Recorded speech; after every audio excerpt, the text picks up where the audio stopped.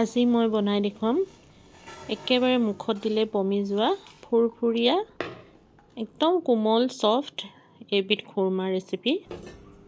তাৰ বাবে ললোঁ এয়া 2 কাপ ময়দা, অকণমান নিমখ, অকণমান বেকিং সোডা। এতিয়া এইখিনি প্ৰথমতে ভালদৰে মিক্স কৰি ললোঁ। এতিয়া ইয়াত দিলোঁ অলপ গলাই লোৱা ঘি।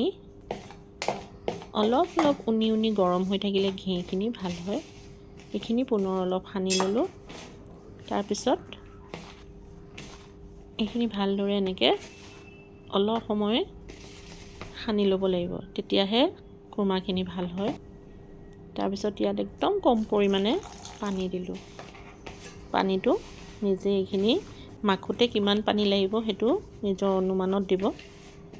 তাৰপিছত বৰ বেছি এই ময়দাৰ ডোটো বৰ বেছি সময় মাৰি একদম মিহি কৰি পেলাব নালাগে, লুচি বা ৰুটি বেলিবলৈ লোৱাৰ নিচিনাকৈ।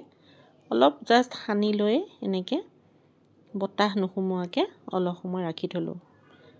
5 মিনিট বা 7 মিনিট সময় ৰাখিলেই হ'ল। তাৰপিছত এইখিনি উলিয়াই ল'লোঁ।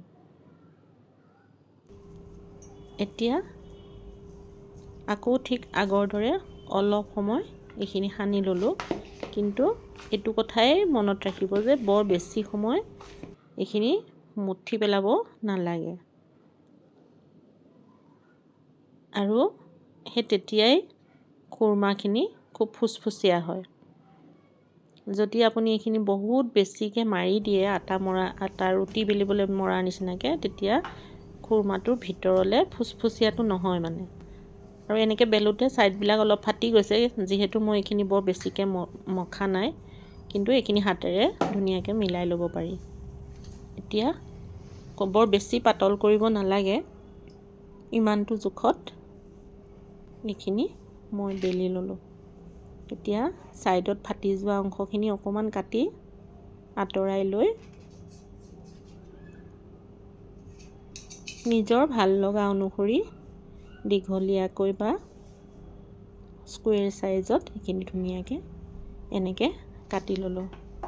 মই স্কুৱেৰ চাইজতে কাটিলোঁ, যিহেতু খুৰমা এনেকুৱা চাইজত দেখিবলৈও ভাল লাগে। তাৰপিছত কেৰাহীত অলপ ৰিফাইন দিলোঁ। আৰু এটা কথা মনত ৰাখিব, যাতে তেলখিনি বহুত বেছি গৰম হৈ নাযায়।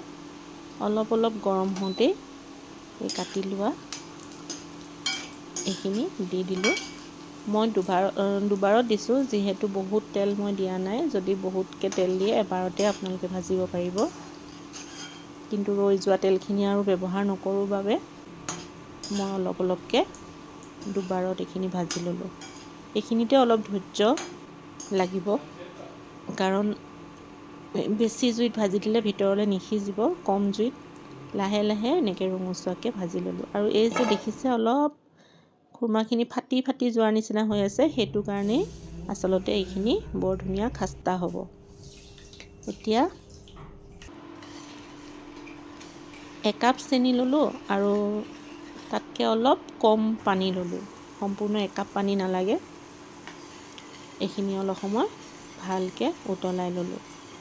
এতিয়া এই চেনিৰ ৰসখিনিত এটা আঠা আহিব লাগিব। তাৰ জোখটো আপোনালোকে এনেকৈ চাই ল'ব পাৰে, আঙুলিত দি পেলাই।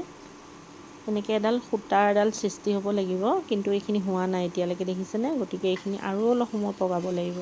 তাতে মই ইলাচি গুটি কেইটামানো দিছিলোঁ ফ্লেভাৰৰ কাৰণে। যদি ইলাচি পাউডাৰ দিব পাৰে তেতিয়াতো আৰু ভাল।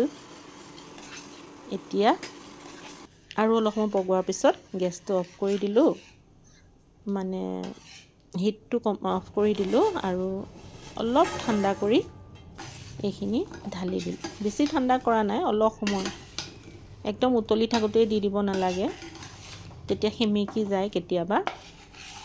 এতিয়া এইখিনি দিয়াৰ পিছত কিন্তু কনষ্টেণ্ট লৰাই থাকিব লাগিব। এতিয়া যদি এইখিনি সময়ত যদি লৰাই নাথাকে, তেতিয়াহ'লে এইখিনি ইটোৰ গাত সিটো লাগি ধৰিব। এনেকৈ কৰচলি এখন লৈ ধুনীয়াকৈ এইখিনি লৰাই থাকিব। ইটোৰ গাৰ পৰা সিটো এৰি নোযোৱালৈকে লাহে লাহে লৰাই থাকিব।